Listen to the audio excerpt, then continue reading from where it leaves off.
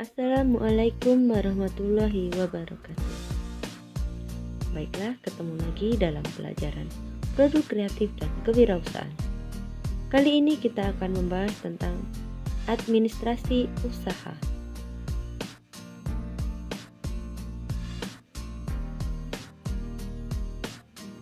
Pengertian administrasi usaha. Dalam arti sempit, administrasi usaha diartikan sebagai kegiatan catatan, pembukuan, dan surat menyurat. Menurut Georg Terry, administrasi adalah kegiatan perencanaan, pengendalian, dan pengorganisasian pekerjaan perkantoran, serta penggerakan mereka yang melaksanakan agar mencapai tujuan yang telah ditetapkan. Menurut Arthur Greger, administrasi adalah fungsi tata penyelenggaraan terhadap komunikasi dan pelayanan warkat suatu organisasi.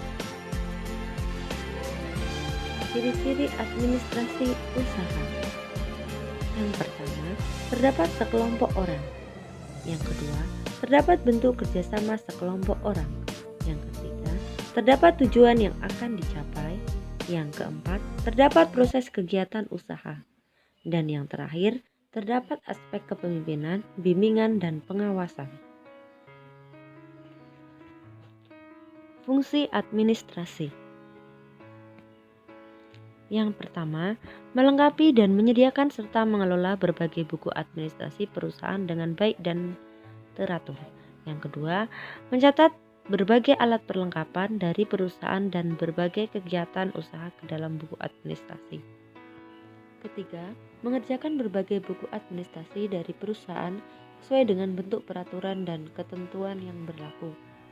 Yang terakhir, memelihara berbagai buku administrasi perusahaan dengan baik dan benar. Maksud dan tujuan administrasi usaha. Yang pertama, memonitor berbagai kegiatan dan pengendalian usaha. Kedua, mengamankan jalannya pelaksanaan kegiatan dari usaha yang dijalankan. Ketiga, melakukan evaluasi kegiatan usaha. Yang keempat, menyusun berbagai program pengembangan usaha. Yang kelima, menunjukkan adanya bukti kegiatan dari usaha yang dijalankan. Yang terakhir, mengambil keputusan dalam hal untuk pengembangan dan pengendalian dari usaha yang dijalankan.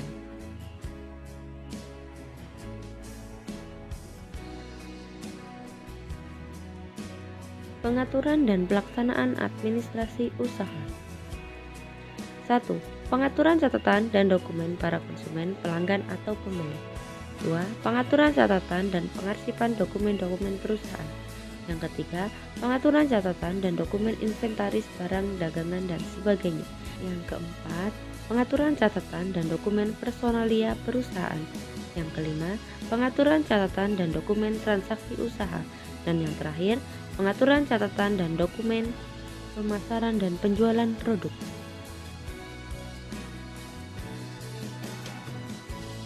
Ruang lingkup administrasi. Yang pertama, menghimpun, selanjutnya mencatat, setelah itu mengelola, setelah itu mengirim, dan yang terakhir menyimpan.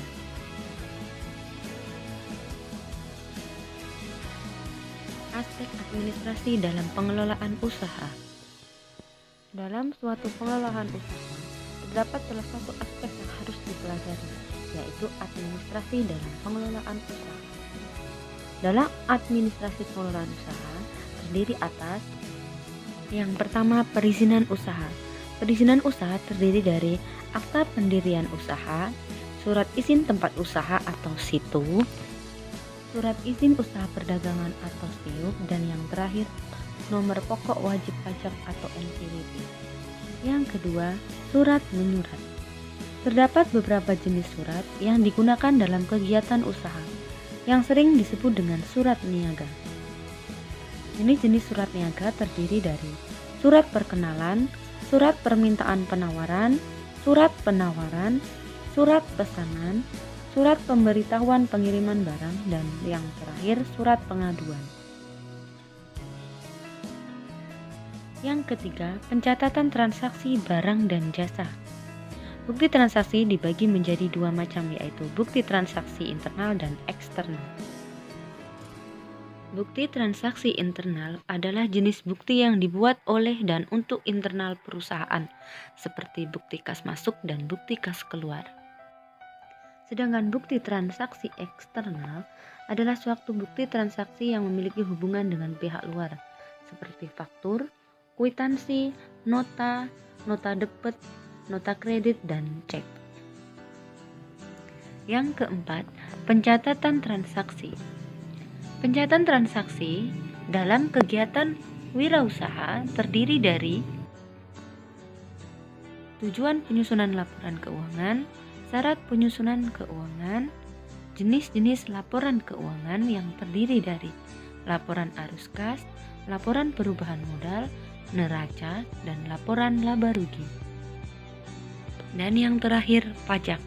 Pajak merupakan suatu iuran yang berasal dari rakyat dan diserahkan kepada kas negara dengan berdasarkan pada undang-undang. Berikut adalah istilah-istilah dalam perpajakan.